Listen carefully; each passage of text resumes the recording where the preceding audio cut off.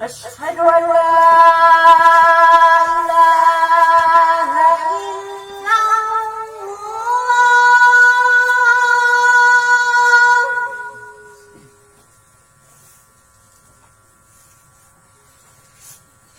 أشهد أن لا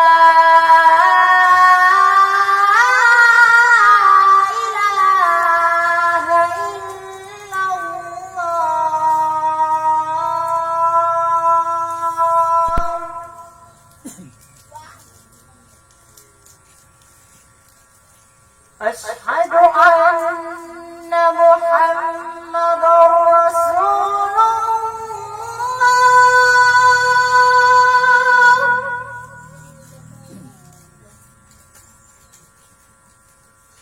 أشهد أن محمد رسول الله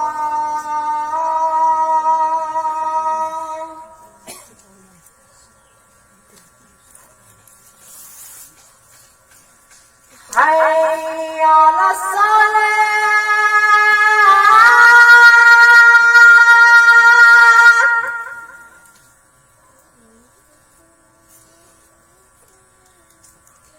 حي على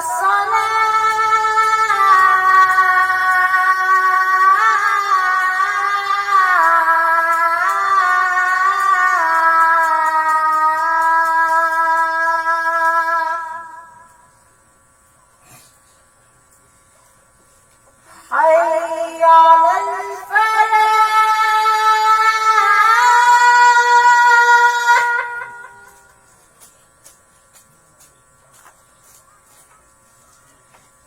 حي على الفلاح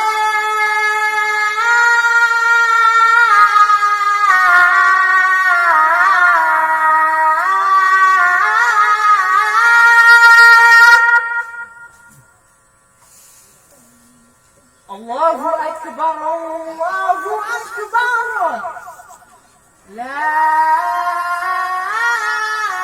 إله إلا الله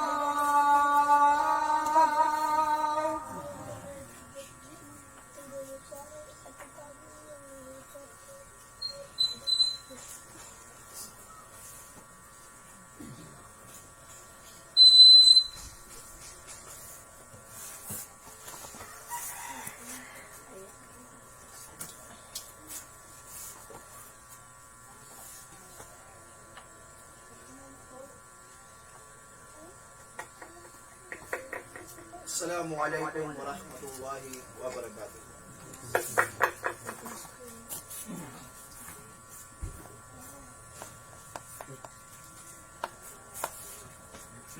الله أكبر الله أكبر الله أكبر الله أكبر أشهد أن لا إله إلا الله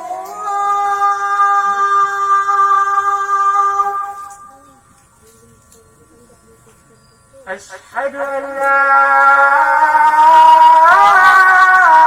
إله إلا الله أشهد أن محمد رسول الله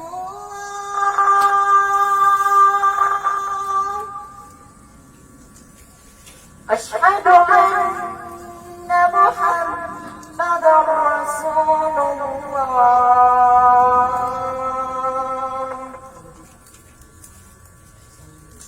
حي على الصلاة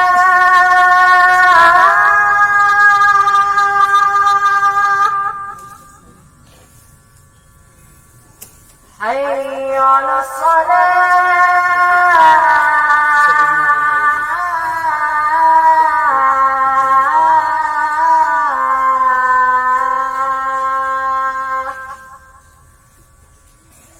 حي على الفلاح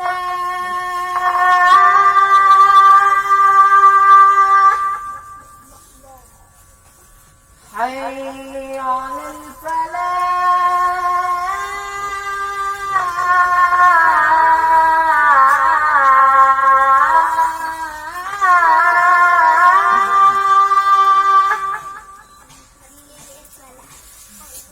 الله أكبر الله أكبر لا إله إلا الله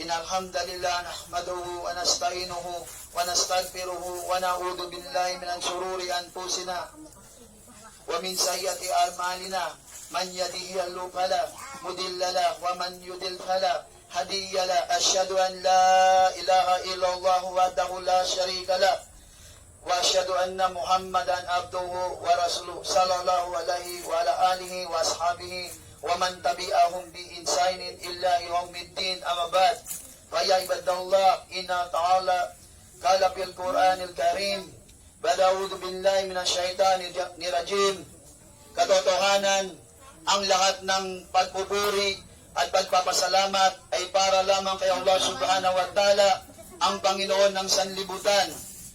Nagpupuri at nagpapasalamat tayo sa Kanya at tayo humihingi ng tulong at kapatawaran sa Kanya at tayo'y nagpapakumbog sa Allah subhanahu wa ta'ala laban sa kasamaan ng ating mga sarili at laban sa mga pagkakamali ng mga gawain natin.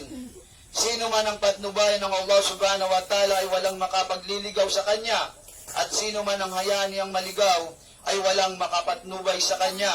Sumasaksi ako na walang ibang Diyos Rab maliban kay Allah. Siya ay iisa, walang kasama sa Kanyang pagka-Diyos. At sumasaksi rin ako na si Muhammad sallallahu alaihi wasallam ay Kanyang huling sugo, propeta, alipin ng Allah subhanahu wa ta'ala.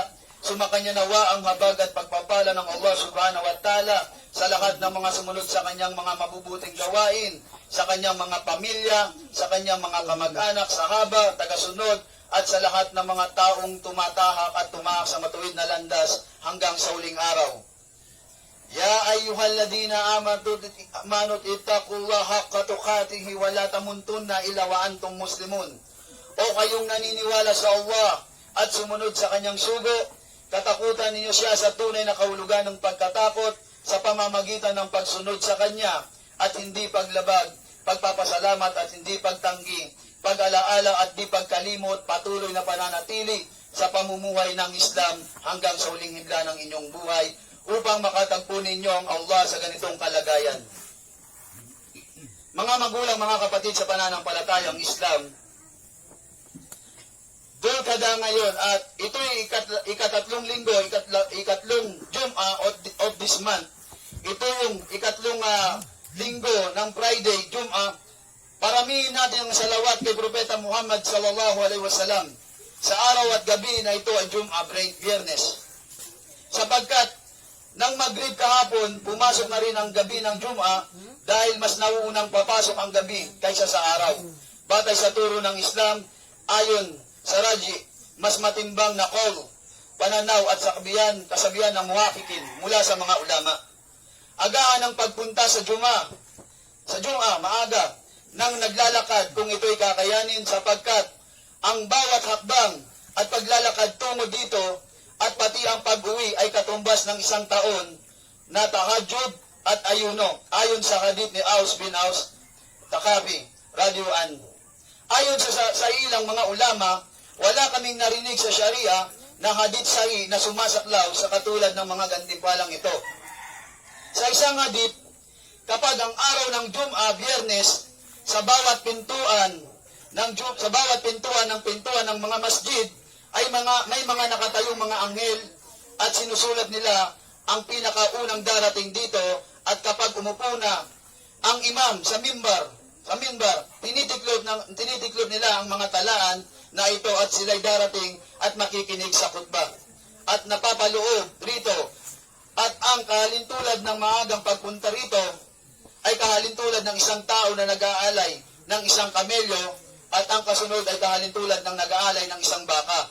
At ang kasunod ay kahalintulad na nag-aalay ng isang lalaking tupa, at kasunod ay kahalintulad ng nag-aalay ng isang manok, at ang kasunod ay kahalintulad ng nag-aalay ng isang itlog. Sinalaysay ni Imam Al-Bukhari. Pagpasok sa masjid ay magbismillah muna at unahin ang kanang paa, bigkasin ang dikir na Allahumma li abwaba rahmatik. Meaning, O Allah, buksan ninyo po sa amin, ang mga pintuan ng inyong habag at tawa. Pagkatapos, magsala ng 2 raka na tahiyatul masjid, at maaari mo itong sundan ng mga sunna na sala, mutlaka, kahit ilang raka, magtaslim every 2 raka hanggang sa darating ang khatib. Ngunit, kung hindi mo ito kaya, ay magdikir ka, paramingin mo ang salawat, magdua, o di kaya ay magbasa ng Quran. Iwasan ang paninigarilyo sa labas ng masjid, ni ang pakikipag-usap ng mga walang kwenta sa loob man o sa labas ng masjid. Makinig ng maigi sa khatib. Iwasan ang pagiging abala sa anumang bagay, kahit sa pagdikir, dahil ang oras na ito ay ang oras na inilalaan sa pakikinig ng mahusay sa khutbah ng imam. Iwasan ang mahuli sa sala na ito. Sino man ang hindi niya naabutan ng huling ruko sa pangalawang raka ng Salatul Jum'ah ay hindi niya naabutan ito, kaya't ang gagawin niya ay magsala lamang ng duhor 4 na raka. Pagkatapos ng Salatul Jum'ah, sunna na magsala ng 4 na raka, na sunna na magtaslim sa bawat 2 raka. Nito ayon sa hadith ni Abu Hurairah radhiyallahu anhu, na nauna na rin nating binanggit ng mga ating mga ulama, sunna na magpakain pagkatapos ng Jum'ah. Ito'y ayon sa hadith ni Sal bin Sa'ad radhiyallahu anhu. Sa kasaysayan ng isang matandang babae noon sa Madina, binibisita nila after Jum'ah upang tikman at kainin ang pagkain na inihanda nito. O kayong mga naniniwala, kapag ang adan ay tinawag na para pagdarasal sa araw ng Jum'ah, inyong simulan ang pag-alaala sa Allah subhanahu wa ta'ala. Pagsamantala ninyong lisanin, pamilihan, palitan ng kalakal, iyan ay higit mabuti para sa inyo kung ito'y ninyo lamang nababatid. Ayon sa mga ulama, ang gantimpala na makakamit sa bawat hakbang, paglalakad patungo sa masjid sa araw ng Jum'ah, na may gantimpala ng 1 taong pag-aayuno at tahajjud, ay makakamit mo sa pamamagitan ng pagsasagawa ng 5 itong bagay sa hadith sa Aus bin Aus Takabi, radhiyallahu anhu. Number 1, na ikaw ay maligo. Number 2, pumunta ka ng maaga sa masjid. Pangatlo, maglalakad ka patungo sa masjid na hindi ka nakasakay kung malayo.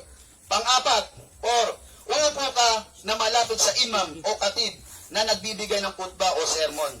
Pang-5, makinig ng maigi sa khutbah at hindi pag-aabala sa anumang bagay. Makakamit din ito ng babae na magsasala sa masjid ng Jum'ah basta't pinayagan siya ng kanyang asawa o kanyang wali, guardian. Walang pitna, tukso, at walang premixing na hindi magpapabango. At hindi kailangan na nagsusuot siya ng tamang hijab ayon sa batas ng Islam. Number 1, isang paalaala una sa aking sarili, sunod sa inyo mga kapatid, mga magulang sa pananampalatayang Islam. Ang Jum'ah ay pangunahin sa mga araw. Sinabi ng Propeta Muhammad sallallahu alaihi wasallam, tunay na ang araw ng Jum'ah ay pangunahin sa mga araw nito at pinakadakilang araw kay Allah subhanahu wa ta'ala. Bagkus, ito'y mas dakila kay Allah kaysa sa araw ng Idul Adha at Idul Fitr. Sahih Ibn Majah. At sinabi pa niya, ang pinakamabuting araw, sinikatan ng araw ay sa araw ng Jum'ah. dito nilikha si Adan alayhisalam. Si Adam, dito siya pinapasok sa paraiso at dito rin siya pinalabas mula rito, Sahih Muslim. Number 2, ang araw na ito ay piyesta ng mga Muslim. Kapag tumapat ang Idul Fitr o di kaya Idul Adha sa araw ng Jum'ah, magiging dalawa ang pitsa o pagdiriwang sa araw na ito. Sino man ang magsasagawa ng Salatul Eid ay maaaring siyang hindi magsagawa ng Salatul Jum'ah dahil ito hindi sa pilitan para sa kanya. Noong binasa ni Ibnu Abbas ang aya, Al-yawma akmaltu lakum dinakum. Sa araw na ito ay aking ginanap para sa inyo ang din na ito.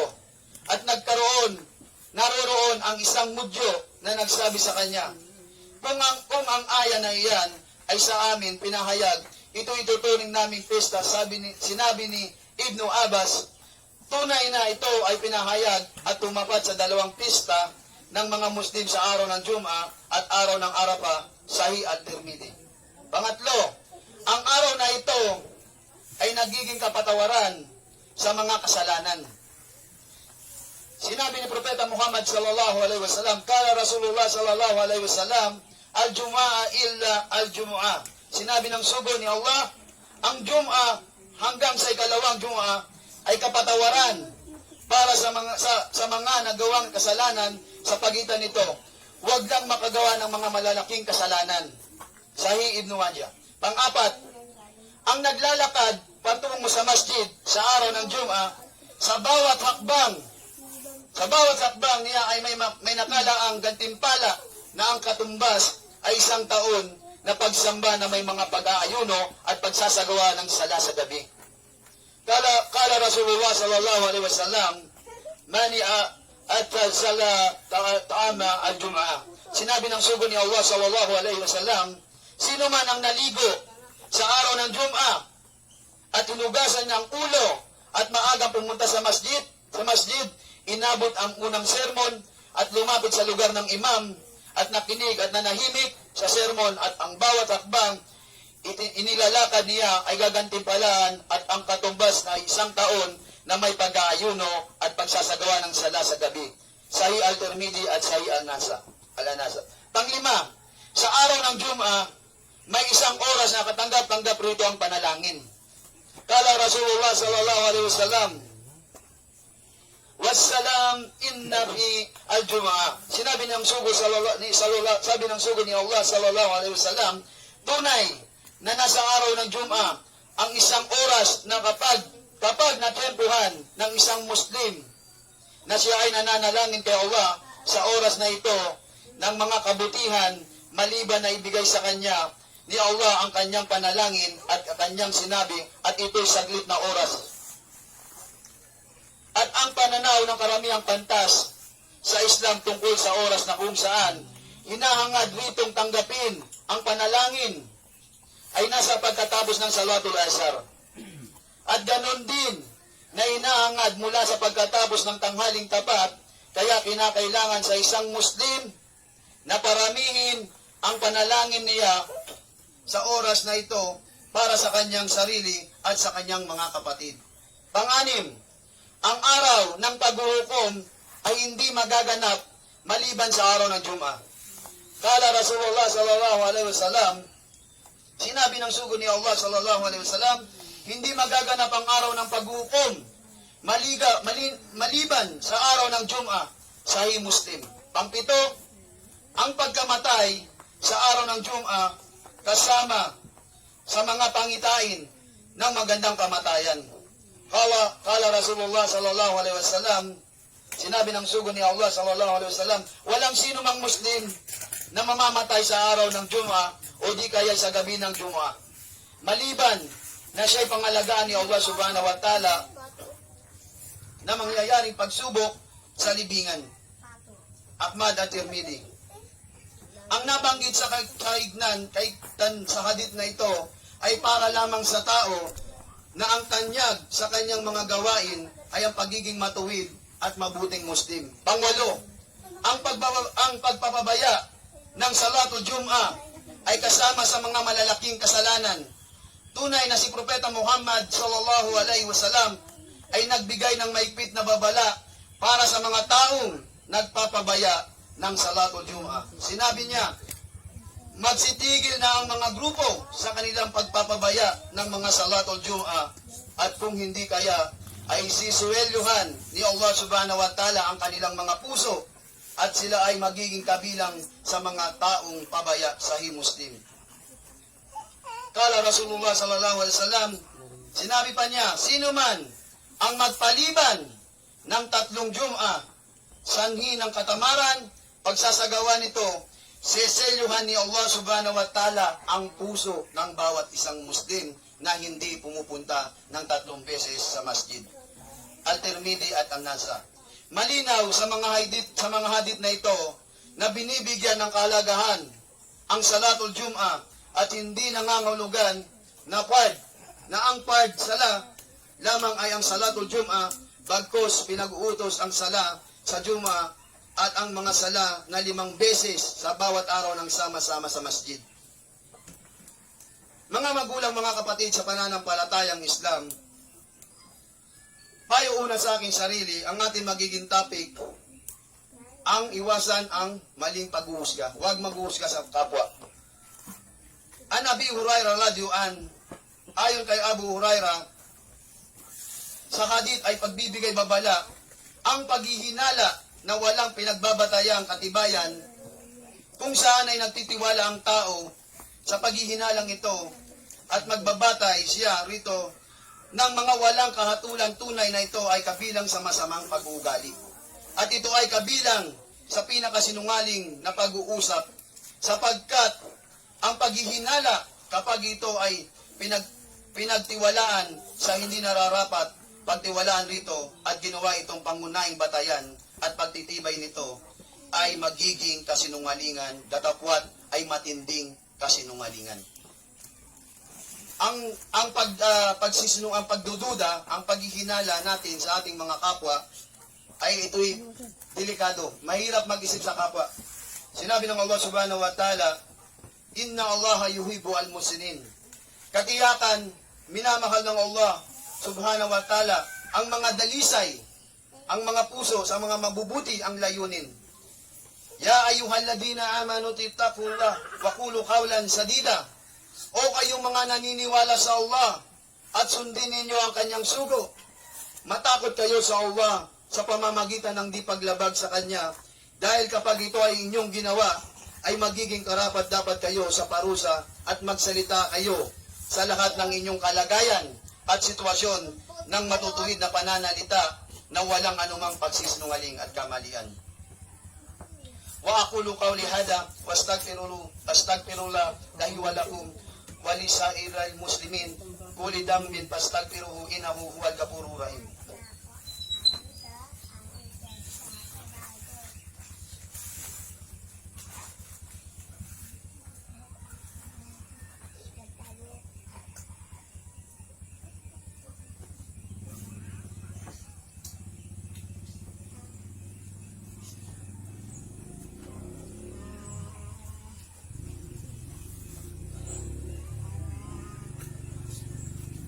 Alhamdulillahi Rabbil Alamin, wassalatu wassalamu ala asrafil anbiya'i wal mursalin, nabiyuna Muhammad wa ala alihi wa ashabihi ajma'in, amma ba'd. Mga magulang, mga kapatid sa pananampalatayang Islam, kaya payo una po sa aking sarili, sunod sa inyo, magpakupok tayo kay Allah subhanahu wa ta'ala laban ng kasamaan ng ating mga sarili. Mga magulang, mga kapatid sa pananampalatayang Islam, may ibabahagi po ko, kwentong Muslim. Isang araw, may isang ginang na matanda na madaling naglalakad. Nung naglalakad yung ginang, mainit na araw, at may mga dala-dala siya, mga pagkain, bag, at sobrang bilis ang paglalakad niya. Nakita ni Propeta Muhammad sallallahu alaihi wasallam ang ginang na matanda, at ito'y nilapitan niya. Sabi ni Propeta Muhammad sallallahu alaihi wasallam, Ginang, ano po ang may tutulong ko? Ano yung may gagawa ko para magawa ko kayo ng may tulungan ko po kayo? Sabi ng ginang, Iho, wala akong may babayad sa iyo. At yon ay dali-daling binitbit ni Propeta Muhammad sallallahu alaihi wasallam ang mga gamit At yon, nung pagkabitbit, naglalakad ng Propeta Muhammad SAW, bit yung mga mabibigat na dala ng matanda. At sobrang init, tirik ang araw. Kalayunan, nung dumating na ang ginang at ang Propeta Muhammad SAW sa kanilang bahay, at sabi ng ginang at madalitong pumasok sa bahay, saglit iho, madaling pumasok sa bahay at naghanap ng maibibigay kay Propeta Muhammad SAW. Naghanap siya ng maibibigay. At kahit datilis, kahit 3 datilis at tamar, maibigay niya kay Propeta Muhammad SAW. Walang nakita ang ginang, matandang ginang, at lumabas, sabi niya, iho, at wala akong maibibigay sa'yo. At sabi ng ginang, at ano ang iyong pangalan? Baka pwede kong malaman ang iyong pangalan. Tapos nagsabi nun, hindi muna sumagot ang Propeta Muhammad SAW. Ang sabi ng ginang na matandang babae, bibigyan na lang kita ng magandang payo.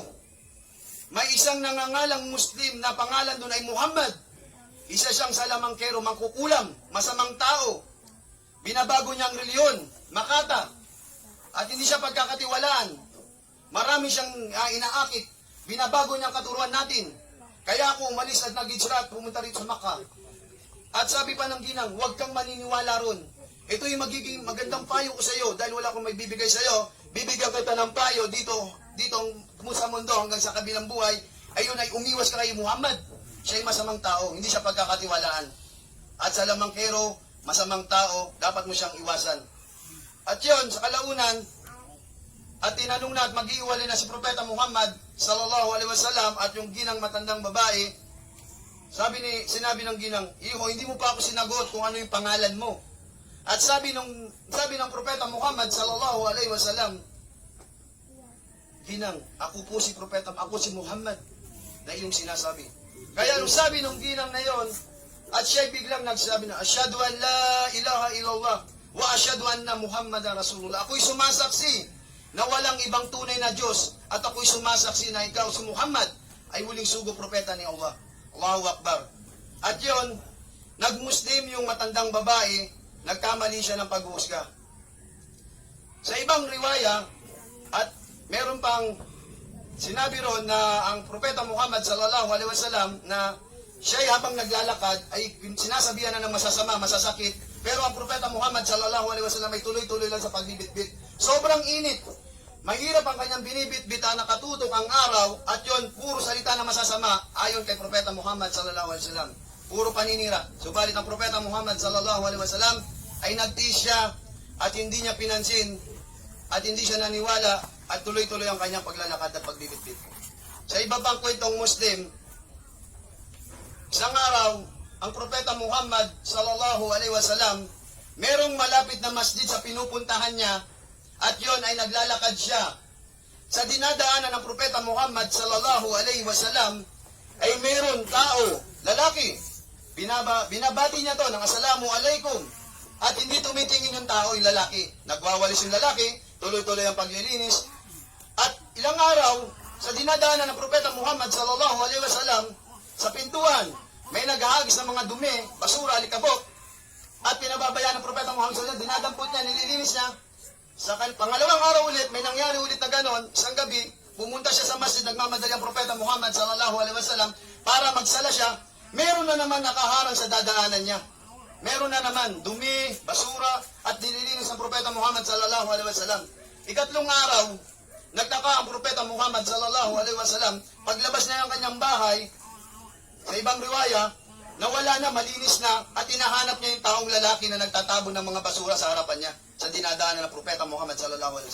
Pumunta agad ang Propeta Muhammad SAW sa kanyang mga kapitbahay. At sabi ng mga kapitbahay sa isip-isip, di ba, kinamumuhian itong tao na to si Muhammad. Isang hindi pinaniniwalaan. Kaya sabi ng mga kapitbahay, hindi pwede pumunta si Muhammad doon at sila'y maglalaban. Isang araw, nagtanong ang Propeta Muhammad SAW sa mga kapitbahay, yung tao na nagtatapon ng basura sa harapan at yung mga dumi ay wala. Nandun sa bahay, may sakit. Nalaman ng Propeta Muhammad SAW na may sakit yung tao at agad niyang pinuntahan sa bahay at nakita ng tao na yon Ya Muhammad, wala kang kwenta.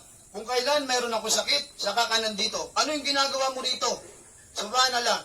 Ang sabi ng propeta Muhammad sallallahu alaihi wasallam, may dala lang ako. Yun, ang dala niya ay pagkain at nilinis na sa ibang riwaya. Sabi sa ibang riwaya, ang propeta Muhammad sallallahu alaihi wasallam ay pinagsisibak niya ng kahoy, nilinis niya yung kapaligiran, pati yung bahay ng lalaki na yon na may sakit. Subhanallah. At yun, natauhan at nagkamali ng hinala yung taong lalaki na yon at ang sabi niya, Asyhadu an la ilaha illallah wa asyhadu anna Muhammadan Rasulullah. Ako'y sumasaksi na walang ibang Diyos, Rab, na tunay, kundi si Allah, at ako ay sumasaksi na ikaw, si Muhammad, ay huling sugo propeta, alipin ng Allah. Allahu Akbar. Nag-Muslim yung mga tao na iyon, yung makukuha nating aral dito, mga magulang, mga kapatid, sa pananampalatayang Islam, Audubillah, na tayo ay huwag tayo maghuhusga sa kapwa, huwag natin titignan kung ito ba'y nakagawa ng kasalanan sa atin, baka magkabaligtad at siya naman ay gumawa ng kabutihan. Kaya yung payo una sa aking sarili, na huwag tayong mag-iisip ng kasamaan o pagdududa sa ating, lalo sa ating mga kapatid sa Islam. Payo una sa aking sarili, na baka sa atin ibalik at magkabaligtad ng sitwasyon. Kaya payo una sa aking sarili, sunod sa inyo, ay tayo ay magpakukup sa Allah subhanahu wa ta'ala.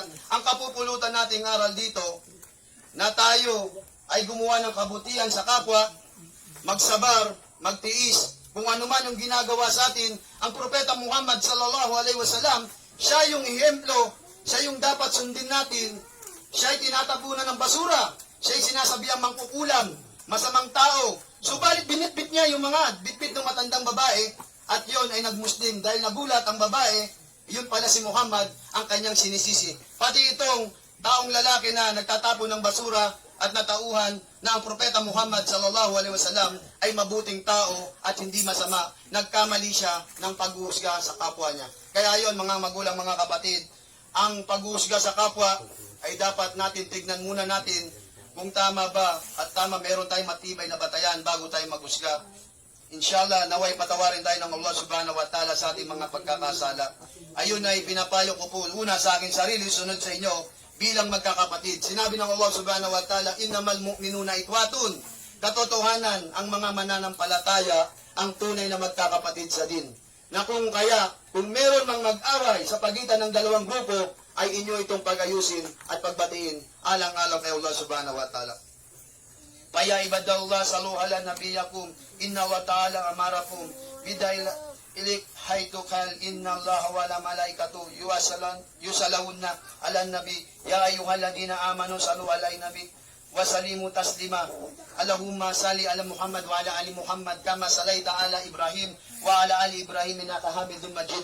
Allahumma barik ala Muhammad wa ali Muhammad kama barakta ala Ibrahim wa ala ali Ibrahim innaka Hamidum Majid. Allahumma inni as'alukal jannah, Allahumma inni as'alukal jannah, Allahumma inni as'alukal jannah, Allahumma ajirni minan nar, Allahumma inni minan nar, Allahumma ajirni minan nar, Allahumma ajirni minan nar. Warda anil khulafa Irashidin Abi Bakar wa Umar wa Uthman wa Ali wa abaqiyati ashabi Rasulullah sallallahu alaihi wasallam. Allahumma magfir fil muslimina wal muslimat wal mu'minina wal mu'minat ala yamin minhum wal amwat. Allahumma ij'al islama wal muslima wa syirka wal muslima wa dambir adadin. Allahumma suri islama wal muslima ya aziz ya ghafar ya rahmanir rahim. Rabbana atina fid dunya hasanatan fil akhirati hasanatan wa qina azabannar. Rabbana tuzigh qulubana ba'da idh hadaytana wa hab lana min ladunka rahmah innaka antal wahhab. Wa akhir dawana alhamdulillahi rabbil alamin wa qimis salata inna salata taha anil fahsya'i wal munkar wa la dzikrullahi akbar wallahu ya'lamu ma tasna'un. الله أكبر الله أكبر أشهد أن لا إله إلا الله أشهد أن محمدا رسول الله حي على الصلاة حي على الفلاح قد قامت الصلاة قد قامت الصلاة الله أكبر لا إله إلا الله At pagdikit-dikitin po natin ang ating mga paa upang hindi makasingit si Shaitan at ang ating mga balikat. Ito yung mas mainam sa Juma at katanggap-tanggap sa ating Juma.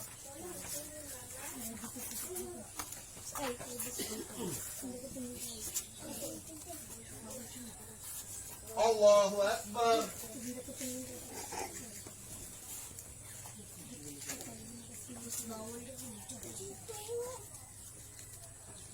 Alhamdulillahi Rabbil Alamin.